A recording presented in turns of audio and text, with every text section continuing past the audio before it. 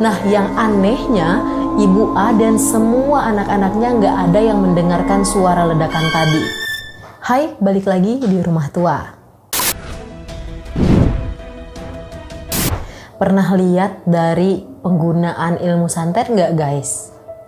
Nah, kali ini aku mengutip dari salah satu media online mengambil cerita tentang penggunaan ilmu santet di kisah nyata.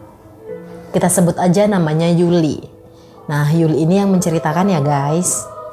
Nah, kejadian ini menimpa sebuah keluarga tetangga di rumah Yuli.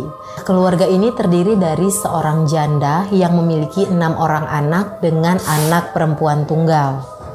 Kita sebut aja keluarga Ibu A ya. Keluarga Ibu A ini termasuk keluarga yang alim, baik. Bahkan anak-anak lelakinya Ibu A ini taat untuk melakukan sholat fardu ke masjid. Nah, hampir nggak pernah terlihat dan terdengar oleh tetangga-tetangga sekitar keluarga Ibu A ini bergosip atau menceritakan keburukan-keburukan tetangganya yang lain. Nah, keluarga Ibu A ini juga terbilang baik, ramah, dan juga ringan tangan nih dengan tetangga. Keluarga Ibu A ini memang keluarga yang cukup berpunya di kampung tersebut. Keluarga Ibu A ini punya sebuah usaha kontraktor pemerintah di kampung tersebut.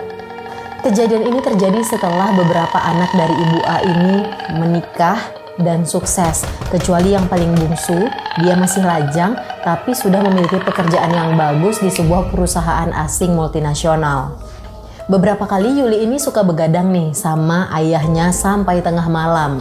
Dan dia juga pernah menjadi saksi bahwa adanya bola api yang berputar-putar di atap rumah Ibu A dan kemudian bola-bola api tersebut hancur.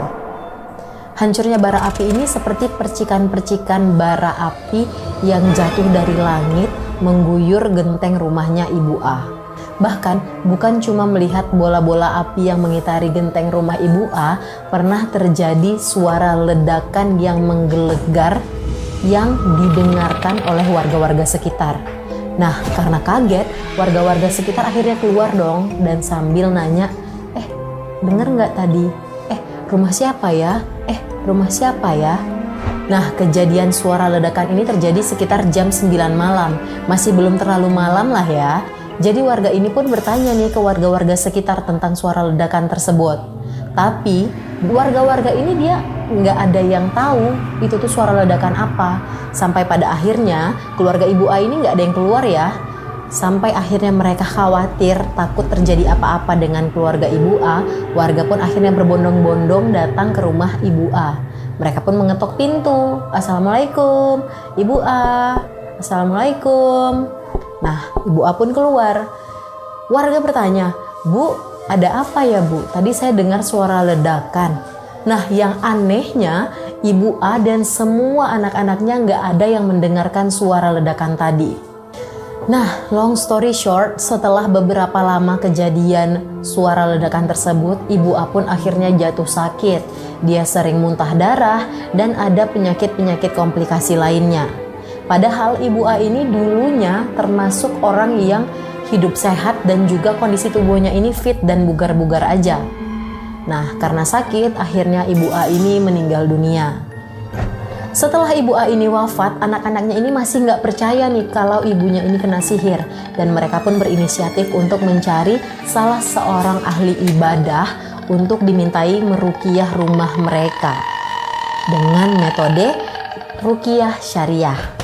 Nah, setelah dipanggil orang ahli ibadah dan dilakukan meruqyah, kejadian aneh pun terjadi lagi.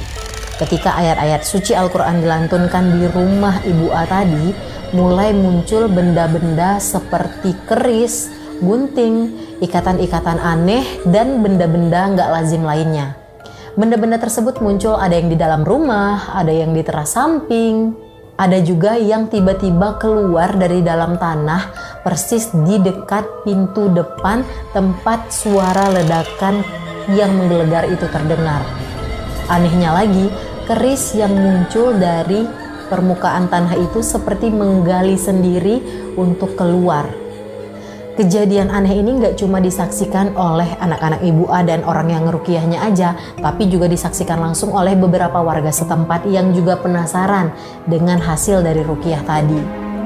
Nah, setelah benda-benda nggak lazim itu keluar semua oleh si perukiah atau orang yang merukiah tadi, benda-benda itu dikumpulkan menjadi satu, didoakan, dan akhirnya dimusnahkan.